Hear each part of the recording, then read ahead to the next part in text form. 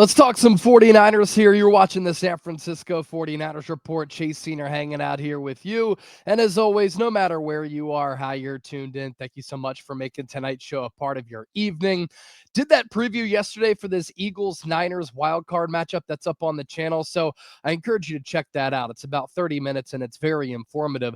I started to feel some flu-like symptoms yesterday prior to doing that preview, so I wasn't in the studio today. That's why I wasn't able to get out 2 shows yesterday and 2 shows today, but hoping to be back in the studio tomorrow to get back on that regularly recorded show program and schedule.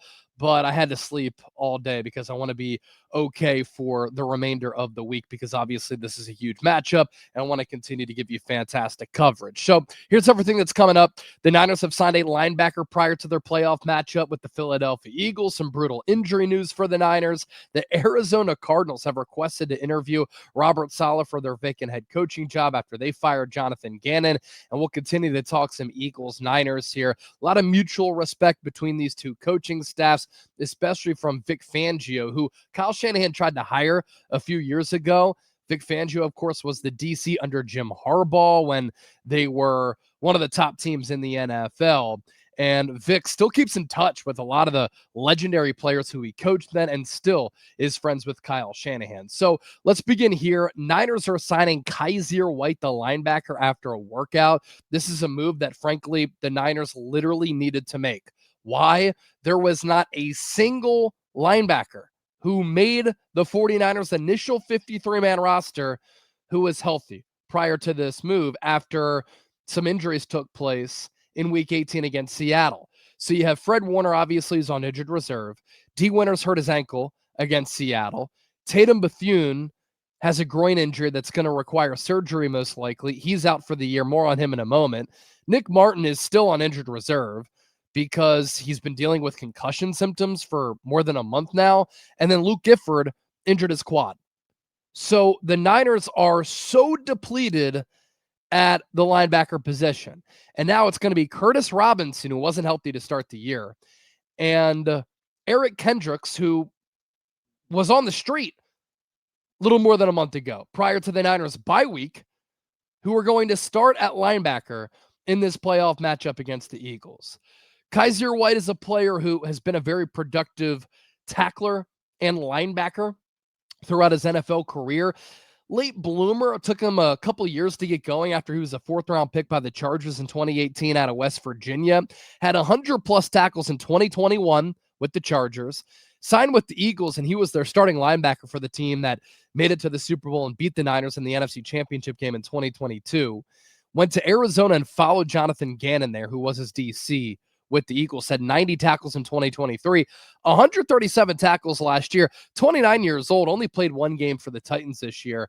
And I was kind of surprised that he didn't really sign on with the team early on in free agency, and he didn't have a larger role with the team this season. Given his age, given his productivity, he was a team captain for Arizona. This is a player who I had talked about right here on the 49ers Report a while ago when the Niners were in need of a linebacker, especially after Fred Warner got hurt. And I looked at him as a potential option for San Francisco to add to their roster at that linebacker spot. So the 49ers being depleted at the linebacker spot, not good, obviously, from a defensive component, but also not good as far as this matchup goes, because the Eagles have a pretty good run game. Not the same as it was last year when Saquon Barkley ran for over 2,000 yards, but they do have a physical, mauling offensive line that regressed a little bit year over year as well.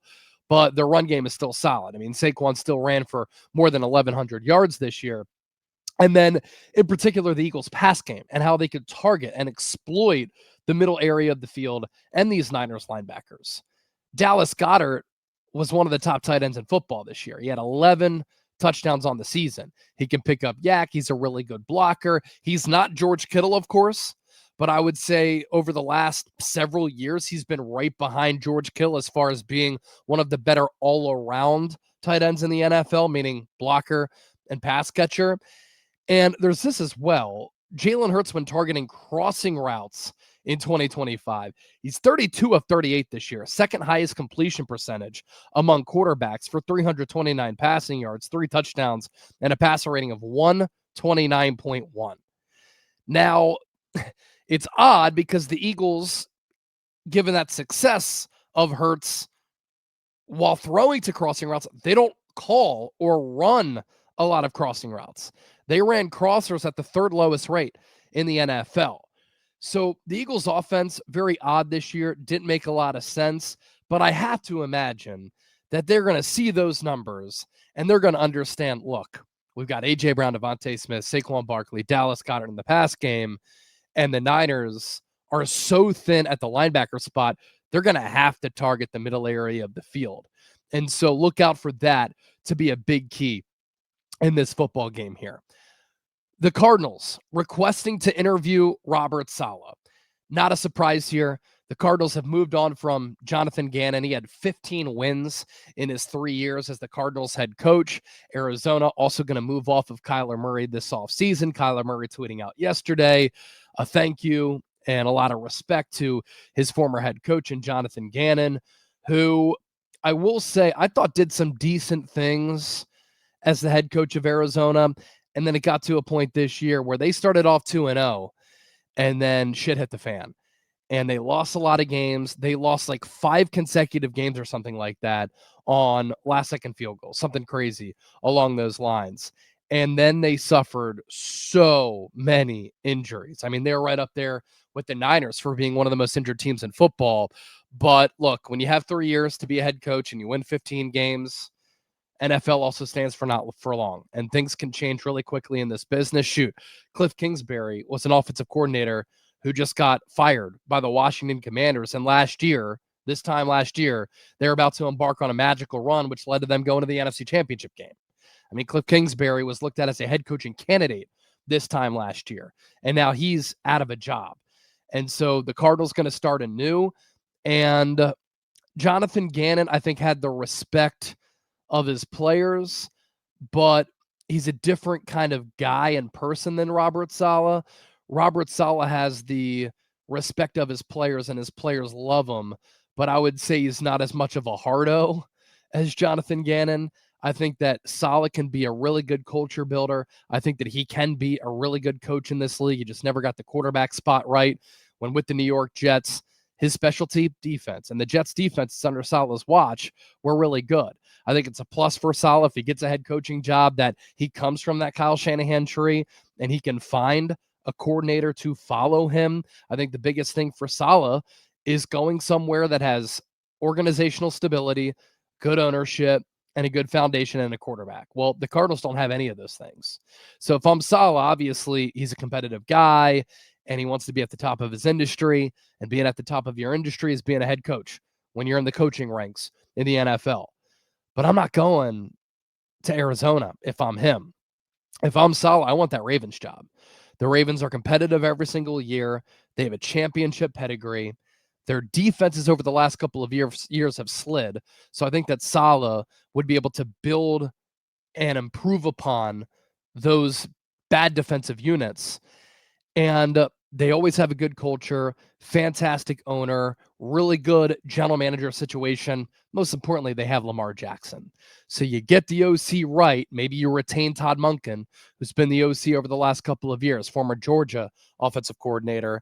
You become the head coach of Baltimore. That AFC North kind of always wide open, right? Cleveland's a shit show. Cincinnati, always up and down. Pittsburgh, who's going to be their quarterback next year? You don't really know. Plus, you have the quarterback. They always have a defensive-minded organization, which fits Saleh, and they're always a physical football team. So I think Saleh would really work well there, but we'll see what type of coach the Ravens decide to go after. As we continue to talk about this Eagles-Niners matchup, a lot of mutual respect between both organizations here, and I know a lot of Niner fans don't like the Eagles and their fans. I think both fans have been in the wrong.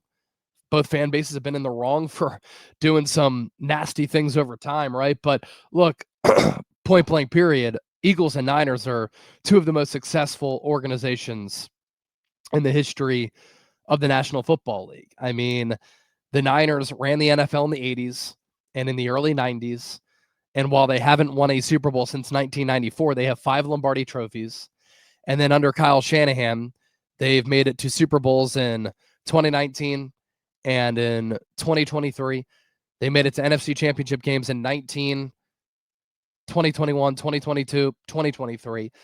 And they've been one of the top organizations in the sport. And then for the Eagles, since the turn of the century, they've been to NFC championships in 4 straight years to start the 2000s, 2001, 2000, 2002, 2003, 2004.